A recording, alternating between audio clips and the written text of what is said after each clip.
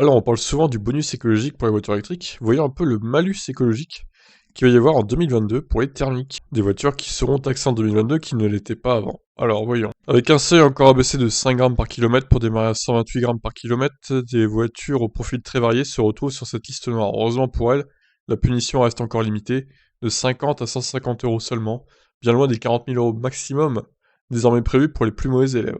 Avec le cycle d'homologation de WLTP, sachez toutefois que le montant demandé pourra nettement varier en fonction du niveau de finition et des options choisies. Le temps où le malus ne touchait que des sportives ou de gros 4x4 est bien révolu, même de sages citadines à moteur 3 cylindres essence comme des Citroën C3 1 litre de PureTech 110 et Renault Clio 1 litre TCE 90 vont être touchés. Leur tort, dans la plupart des cas, elles disposent d'une boîte automatique qui fait augmenter la consommation, donc les émissions de CO2. Une Dacia Sandero Stepway TCE 90 à transmission manuelle pourra toutefois se retrouver également malusée en fonction de son niveau d'équipement, la faute à une aérodynamique un peu moins efficace que celle de sa cousine aux losanges. Donc la Citroën C3 1 litre de PureTech de 150 à 210 euros de malus, la Sandero Dacia donc TCE 90 CVT de 150 à 310 euros de malus quand même. Chez Peugeot, c'est notamment la nouvelle 308 SW qui se verra déjà taxée dans sa version PureTech 130 EAT8. Alors EAT c'est boîte automatique, hein, il me semble.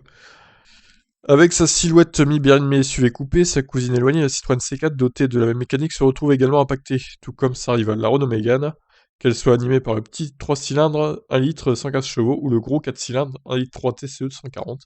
Vous voulez échapper à cette taxe? Vous pouvez vous reporter vers l'onéreuse version hybride rechargeable, ou vers un diesel pourtant accusé de tous les maux par les pouvoirs publics actuels. Le diesel n'est pas taxé? Ouah, ça c'est quand même une blague, hein. Donc elle aura entre 75 et 125 euros de malus. Bon, c'est pas énorme, ça va. Des diesels aussi touchés donc, la liste comprend cependant quelques modèles alimentés au gasoil, mais ils sont généralement plus imposants. Fin de carrière, le monospace Citroën Grand C4 Space Tourer Blue HDI 130 en fait partie, tout comme les SUV C5 Aircross et Peugeot 3008 équipés du même 4 cylindres à litre 5.